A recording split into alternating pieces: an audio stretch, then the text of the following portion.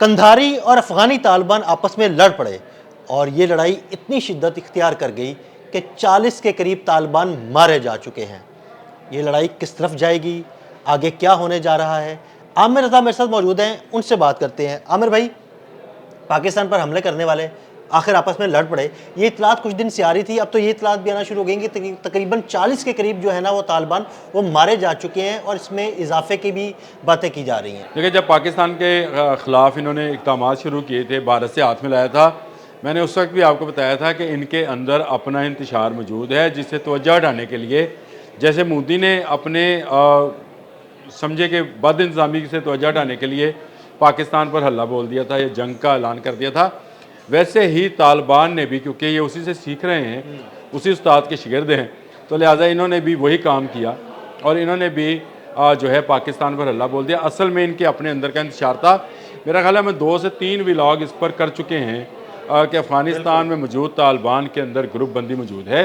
अब जो खबर है निकल कर आई है सोशल मीडिया से, वो ये है कि 48 घंटों में 40 तालिबान मारे गए। ये कौन है? आपने नाम ले दिया, कंधारी और हक्कानी ग्रुप का। पहले तो जो देखने वाले हैं, सुनने वाले, वो समझ जाएं कि कंधारी कौन है और हक्कानी कौन है। कंधारी वो हैं जो इस वक्त इस अबूरी सेटअप के ऊपर बैठे हैं, यानी ये वो लोग हैं जिनके ज़िम्मे जो है मजहबी और इंतज़ामी मामलात हैं। हैबतुल्लाह अखवंदज़ादा जो कि इस वक्त अफ़गान अबूरी हुकूमत के सरबराह हैं, वो इसी ग्रुप से तल्लक़ रखते हैं।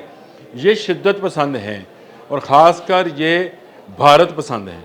बिल्कुल, ये आप इसको इस तरह से समझे। अब इसके बाद आ जाते हैं दूसरी तरफ आते हैं हक्कानीज़। अच्छा, हक्कानी पाकिस्तान के मुतल्लिक़ कुछ नरम जो है गोशा रखते हैं। जलालुद्दीन हक्कानी थे, अब उनके बेटे सिराजुद्दीन हक्कानी हैं जो कि वज़ीर दाखिला हैं और उन्होंने पिछले दिनों मुलाकात भी की थी, जब एक मीटिंग हुई है उस मुलाकात भी की थी। अच्छा, सिराजुद्दीन हक्कानी जो है, ये ग्रुप जो है ये मजहबी और सिक्योरिटी मामलात को देखता है। यार, इस बात को समझना बड़ा ज़रूरी है कि पहला जो है मजहबी और इंतज़ामी, मजहबी तो उन्होंने अपने नाम के साथ ही लगाया हुआ है, मजहबी और इंतज़ामी, यानी एक ग्रुप इंतज़ामी मामलात को देखता है, एक सिक्योरिटी के मामलात को देखता है।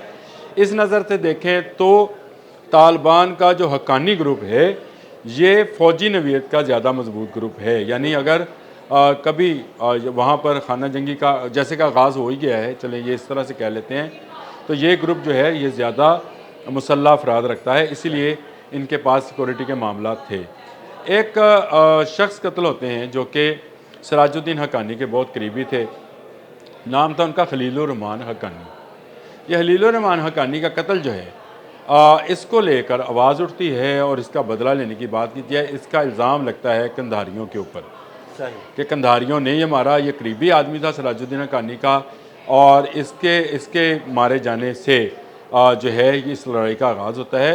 और इतलात तो यहाँ तक भी हैं अदील भाई कि सिराजुद्दीन हक्कानी काबल नहीं जा रहे हैं, वज़ीर दाखिला होने के बावजूद वो काबल नहीं जा रहे हैं और नाराज़ हैं और इनकी झड़पें जो हैं कंधारियों के साथ जारी हैं। यानी ये नाराज़गी जो है ये बड़ी शिद्दत इख्तियार कर चुकी है। मैं इसलिए तो आपको बता रहा हूँ कि वो गवर्नमेंट में वज़ीर दाखिला हैं भी और शामिल भी नहीं है, यानी वो अब किसी मामलात में दखल अंदाज़ी नहीं कर रहे हैं। एक जंग जारी है एक तरफ से, क्योंकि अफ़गान का कल्चर ऐसा है कि कबायली जंग जो है वो इसी तरह से जारी रहती है।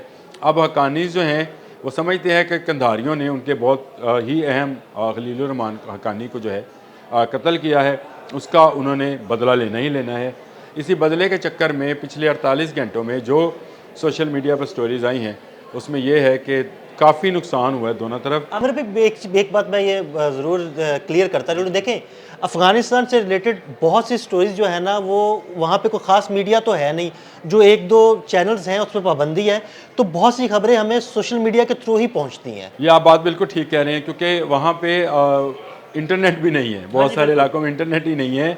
वो बहुत सारे इलाकों में जो है वहाँ पे कोई टीवी इस तरह का नहीं है जो कोई ख़बर दे सके, कोई प्राइवेट मीडिया नहीं है। दूसरा सब डरते हैं, अगर आप हक्कानीज़ के ख़िलाफ़ खबर देंगे तो कंधारी चढ़ दौड़ेंगे, अगर कंधारियों के खिलाफ देंगे तो हक्कानीज़ चढ़ दौड़ेंगे। ये मामला है वहाँ पे। और इसी मामले को लेकर वहाँ से जो खबरें निकलती हैं वो ज़्यादातर वो मुबस्सिरीन या वो लोग जो कि अफ़गान के मामलात के अंदर रखते हैं, अपनी रसाई रखते हैं उन लोगों तक, वहाँ से कोई खबर निकल कर आती है तो सामने आती है इस वक्त शदीद लड़ाई जारी है। मैं आपको बताऊं, इनको एक ख़तरा था, वो NRF था, नेशनल रेजिस्टेंस फ्रंट वालों का, अहमद मसूद का, जिन्होंने काबुल के करीबी इलाकों पर हमला किया भी था। मैंने आपको कहा था ये ग्रुप है, लेकिन इसके बावजूद तालिबान के अंदर दो ग्रुप आपस में बाहम दस्तों गिरेबां हैं। बिल्कुल। और ये कंधारी यानी हैबतुल्लाह अखवंदज़ादा ग्रुप है और सराजुद्दीन हक्कानी ग्रुप है, और इन दोनों ग्रुपों की जंग में जो है अभी शिद्दत आती चली जा रही है। गो के सोशल मीडिया पर ऐसी तस्वीरें भी हैं जिसमें हेलीकॉप्टर गिरा हुआ दिखाया। ये सारी तस्वीरें ये तस्वीरें फेक हैं, इनमें तस्दीक होना भी बाकी है, इस तरह से नहीं कहा जा सकता। लेकिन जंग हो रही है और वहाँ पर मुसलसल इस बात की मैं बार बार आपको चर्चा कर रहा हूँ कि अगले आने वाले एक माह में, ये दिसंबर में 2026 शुरू होने से पहले पहले काबुल के अंदर नई हुकूमत बन सकती है, नई निगरान हुकूमत बन सकती है। और उसकी बड़ी वजह यह है कि सराजुद्दीन हक्कानी तालिबान में एक यूँ समझे कि सबसे ताकतवर आदमी है, जिसके पास फोर्स ज़्यादा है। बिल्कुल, जिसके पास फोर्स होगी, ताकतवर तो वही होगा ना। और ये जो हक्कानी है, ये मदरसा हक्कानिया के हैं, हाँ जी, पढ़े हुए, अकोड़ा खटक। इन्हीं से अकोड़ा हटक से। बिल्कुल, आपका तो अच्छा है नॉलेज इस बारे में कि ये इनको हक्कानी कहा ही मदरसा हक्कानिया के। अब अकोड़ा खटक पाकिस्तान का हिस्सा है जनाब, इसलिए मतलब ये ज़हन में रखिएगा कि यहाँ के पढ़े हुए, इसीलिए ये नरम गोशा रखते हैं पाकिस्तान के लिए। और इसीलिए ये तालिबान जो है कहलाए थे, यानी जो जलालुद्दीन हक्कानी थे उन्होंने ही तालिबान का लक़ब अपनाया था। यह हैबतुल्लाह अखवंदज़ादा वगैरह जो थे, ये तो वो ग्रुप थे जो पहले भी शहराहों पर लूट मार करते थे, दहशतगर्दी करते थे, दहशतगर्द, नशियात के स्मगलर, अब भी यही काम कर रहे हैं। लेकिन जो सराजुद्दीन हक्कानी ग्रुप है ये बहुत मुनज़्ज़म है, आर्मी के हिसाब से भी, यानी उनके पास जो फोर्स है जिसको मुसल्लह फोर्स ही कहेंगे, को बाकायदा फ़ौज, तो आर्मी का लफ्ज़ गलत है, वो शायद गलतुल आम में चल गया। लेकिन ये इनके पास जो फोर्स है वो ज़्यादा मुनज़्ज़म है बनिस्बत अखवंदज़ादा, हैबतुल्लाह अखवंदज़ादा से।